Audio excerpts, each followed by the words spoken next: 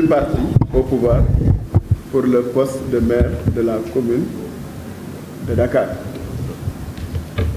D'abord, nous vous félicitons pour ce que vous avez fait jusqu'à présent. Moi, je suis parti du principe que j'ai vu actuellement dans les réalisations que vous faites. Hier, le chef de l'État a inauguré le train express régional. Nous le félicitons. J'ai emprunté l'autoroute à péage pour aller à Dar, parce que mes parents sont originaires de là-bas. C'était très difficile il y a une époque. Je suis passé avant-hier venant de Douala par l'aéroport. Mais je me suis dit, mais nous devons avoir des marchés qui répondent à ces infrastructures. Et j'ai compris aussi dans mes déplacements que les maladies, la plupart du temps, naissent de ce que nous mangeons et dans les endroits où nous évoluons. J'ai pu lire quelque part dans le cadre de l'agenda 2030, le partenariat pour la réalisation des objectifs occupe une place centrale dans la manière d'atteindre les objectifs de développement durable. Et la charte d'Ottawa dit textuellement ce qui suit. La santé se fabrique dans le contexte de la vie de tous les jours, là où les gens vivent, aiment, travaillent ou jouent et non dans le système de santé. La gestion de la santé des populations animales et environnementales est une question à la fois éthique, éducative, sociale et économique. 600 cas de maladies d'origine alimentaire dans le monde.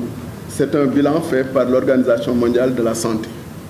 Et les agents responsables ne sont rien d'autre que des virus, des bactéries, des parasites, des pesticides, l'eau polluée et l'environnement du marché. Le marché, donc, a un rôle décisif pour la promotion de la santé et du bien-être de la communauté. La prévention des maladies d'origine alimentaire sur les marchés doit passer par la stratégie One Health. Une seule santé à préserver. Cette approche est mise en exergue, d'une part, les liens interdépendants entre la santé humaine, celle des animaux et d'autre part leur interconnexion avec la santé des écosystèmes dans lesquels elles coexistent. Les autorités publiques devront mettre en œuvre des politiques de protection des populations s'agissant de la sécurité du consommateur, de l'hygiène et de la sécurité des produits alimentaires et de la santé des animaux. Et nous avons pensé qu'il y a des préconisations. C'est assurer la sécurité sanitaire des aliments de la population à la consommation, déterminer les caractéristiques des marchés alimentaires sains, améliorer les conditions environnementales du marché. De par l'écoute que j'ai eue des commerçants depuis quelques années, que j'accompagne le président Cissé dans son rôle de président de l'UNACOIS, j'ai pu comprendre que les marchés ont des problématiques.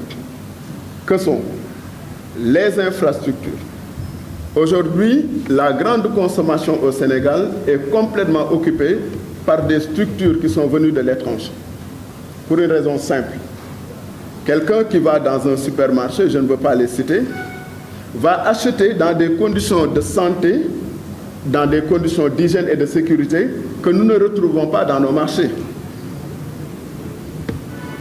Là, je parle au ministre de la Santé, mais je parle au futur maire de Dakar, que j'interpelle.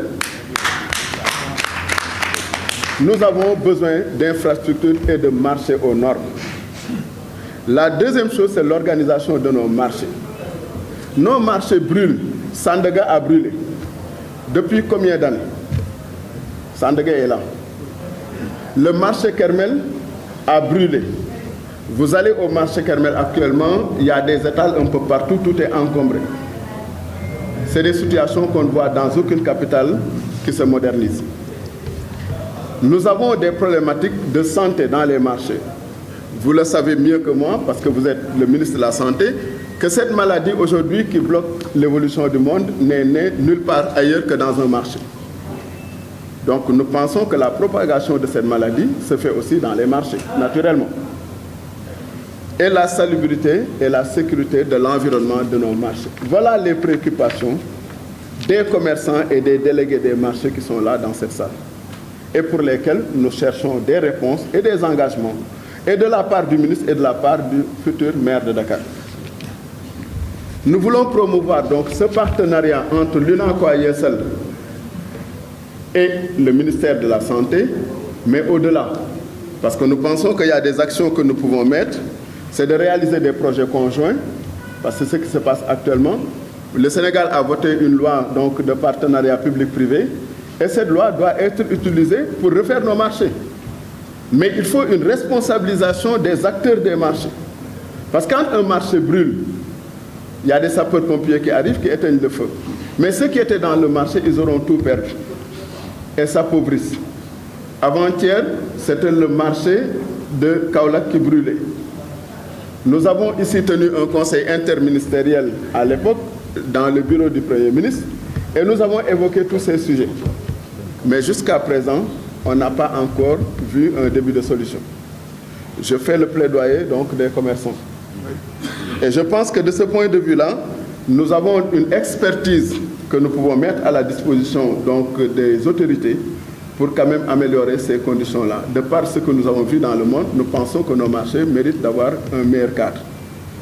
Je ne vais pas être plus long que ça, parce que je pense que je devais tout simplement évoquer les sujets qui nous préoccupent et peut-être donner la parole à quelques commerçants, 3 que nous avons triés comme ça.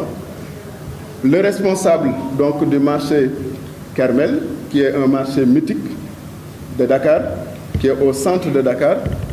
Madame Marietou Diouf, qui est là-bas, qui est vice-présidente de l'UNACOIS, et M.